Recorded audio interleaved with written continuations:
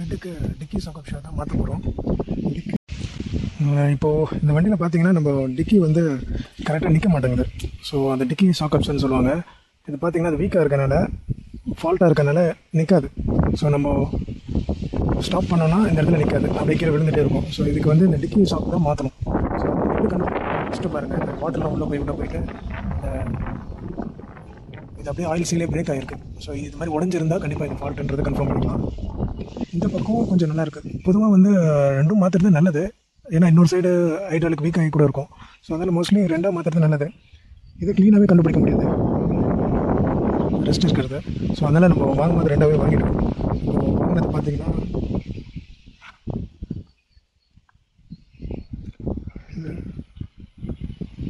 இது ஏதோ ஒரு பிராண்டு, பட் இதில் வர்றது பார்த்தீங்கன்னா ரெனால்டுன்னு போடும். அதுலேயுமே ரெனால்டுன்னு தான் இருக்கும். ஸோ ரெண்டு சைடுமே இது ஒரிஜினலாக அந்த வண்டியோடு வந்தது. ஸோ இதில் அதை மென்ஷன் பண்ணலை. ஸோ நான் ஆல்ரெடி ஒன்று பிரிச்சிட்டேன். இந்த பிராண்ட் நேமு இதுதான் பிராண்ட் நேம், மோன்ரோய் மேக்ஸ் லிஃப்ட் அப்படின்னு போட்டிருக்கேன்.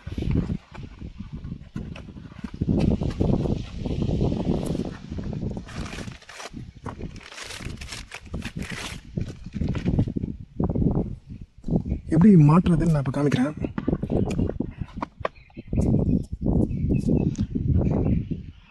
இது பாருங்கள், ஆக்சுவலாக இங்கே வந்து ஒரு கிளிப்பு மாதிரி இருக்கும். இது ஆக்சுவலாக என்கிட்ட அந்த கரெக்டான டூல் இல்லை. மைனஸ் போடுற எடுத்து நீங்கள் இந்த இடத்துல லாக் பண்ணிங்கன்னா இந்த வெளியே வந்துடும். வெளியே வந்ததுக்கப்புறமா நீங்கள் இழுத்திங்கன்னா ரிலீஸ் ஆகிடுச்சு. பாட்டமும் அதே மாதிரி தான், அங்கேயும் அதே தான் கொடுத்துருப்பாங்க.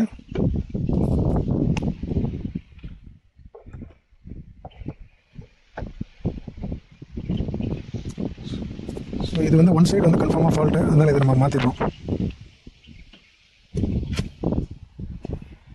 இப்போ நியூ வந்து நம்ம அந்த மாதிரி அதை ப்ரெஸ் பண்ணணும்னு அவசியம் இல்லை. அது ஆல்ரெடி ஸ்ப்ரிங் மாதிரி தான் ஒர்க் பண்ணிகிட்ருக்கோம்.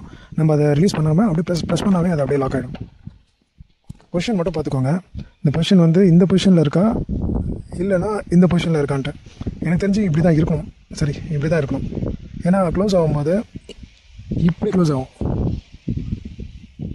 இப்படி போட்டிங்கன்னா ரெஸ்ட் ஆகாது.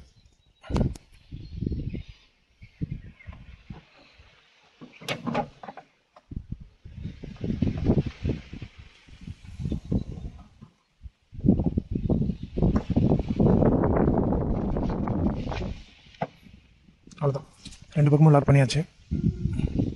இப்போ நிற்குது. ஸோ ஆக்சுவலாக நான் ரெண்டு இதுக்காக வாங்கினேன். எனக்கு ரெண்டுமே ஃபால்ட்டாக இருக்கும் நினச்சி தான் வாங்கினேன். ஆக்சுவலாக பார்த்தா ஒன்றுலேயே வேலை முடிஞ்சிருச்சு. ஸோ இன்னொன்று ரிட்டர்ன் பண்ணிடலாம்.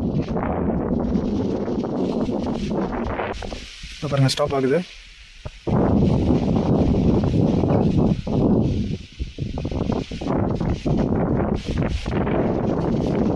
ஆக்சுவலாக அதுவும் வீக்காக தான் இருக்குது. அதை மாற்றி காமிக்கிறேன்.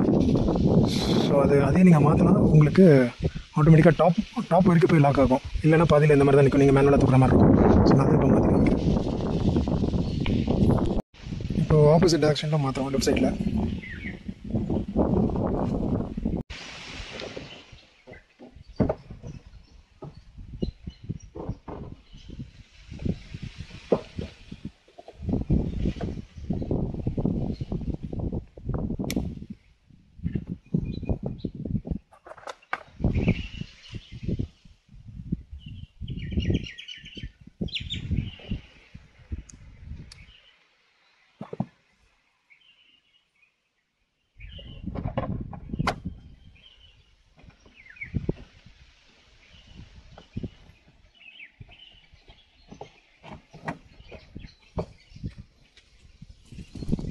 இப்போ ரெண்டு பக்கமும் புதுசாக மாற்றிருக்கோம்.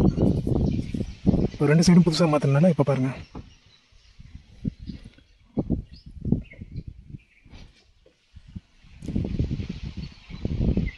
ஸோ இதான் எப்பவுமே வந்து புதுசாக மாற்றுறது வந்து பெட்டராக இருக்கும். ஸோ இதுக்காக நீங்கள் மெக்கானிக்கிட்ட போய் தான் வந்து சர்வீஸ்க்கு விடணும் அப்படின்றது கிடையாது. இன்கேஸ் நீங்கள் மெக்கானிக்கிட்ட விட்டால் அப்படி அவங்க ஒன் சைடு இந்த மாதிரி மாற்றி கொடுத்துட்டு உங்களுக்கு ரெண்டு சைடு மாற்றணும் பில் போட்டாலும் உங்களுக்கு தெரியாது. ஸோ அதனால் நீங்களே மாற்றினீங்கன்னா இப்போ பாருங்கள், அந்த ரெண்டு சைடும் மாற்றினா என்ன டிஃப்ரென்ஸ் இருக்குது, ஒரு சைடு மாற்றினா என்ன டிஃப்ரென்ஸ் இருக்குன்றது உங்களுக்கு இப்போ இது வழியாக தெரிஞ்சிருக்கும். ரெண்டு சைடு மாற்றினா இவ்வளோ தூரம் தான் நீங்கள் புல் பண்ணுறீங்க, அதுக்கப்புறம் விட்டு உடனே ஆட்டோமேட்டிக்காக மேலே போயிடுது. ஸோ இப்போ ஒன் சைடு மட்டும் நான் மாற்றிருந்தேன்னா அது இங்கே நிற்கும், நம்மளே பிடிச்சி தள்ளணும். இதெல்லாம் அந்த டிஃப்ரென்ஸ் உங்களுக்கு தெரியாமல் போயிருக்கும். ஸோ அதனால் மோஸ்ட்லி நம்மளே ட்ரை பண்ணுவோம். நீங்களே ட்ரை பண்ணிங்கன்னா ஈஸியாக மாற்றிடலாம். ஸோ இவ்வளோ தான் லாக். இது வந்து ஸ்ப்ரிங் மாதிரி இருக்கும், பிடிச்சி இழுத்திங்கன்னா வெளியே வந்துடும். ப்ரெஸ் பண்ணும்போது ஆட்டோமேட்டிக்காக லாக் ஆகிடும். புதுசு மாற்றமாக ஈஸி தான், கழட்டுறது மட்டும்தான் கஷ்டம். புதுசாக மாற்றினீங்கன்னா பெட்டராக இருக்கும்.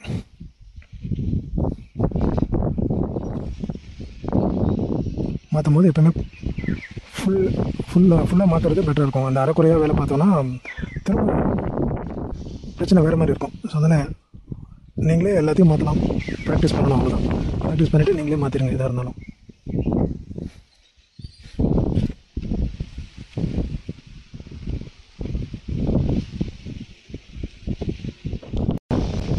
இன்னொரு விஷயம் சொல்ல மறந்துட்டேன். ஆக்சுவலாக அது ஸ்ப்ரிங் மாதிரி தான். அதுக்காக இது எப்படி இருக்குன்னா, உள்ளே போய் இப்படி லாக் பண்ணி வச்சுருக்கோம். ஸோ நீங்கள் இதை இழுக்கும் போது இவ்வளோ தூரம் தான் வெளியே வரணும். மொத்தமாக இழுத்திங்கன்னா இந்த லாக் வந்து மொத்தமாக வெளியே வந்துச்சுன்னா திரும்ப மாட்டுறது உங்களுக்கு கொஞ்சம் கஷ்டமாக போயிடும். ஸோ நானும் ஒரு பக்கம் மட்டும் ஃபுல்லாக இழுத்துட்டேன், வெளியே வந்துருச்சு. ஸோ மறுபடியும் உங்களுக்கு உள்ள அதை ஃபிக்ஸ் பண்ணுறதுக்கு கொஞ்சம் நீங்கள் ரொம்ப ஸ்ட்ரெயின் பண்ணுற மாதிரி இருக்கும். அதனால் ஓரளவுக்கு மட்டும் தான் அதை நீங்கள் இழுக்கணும். லைட்டாக வெளியே வந்து இங்கே கேப் ஸ்க்ரூ டிரைவர் வச்சு உள்ளே கொடுத்துங்க.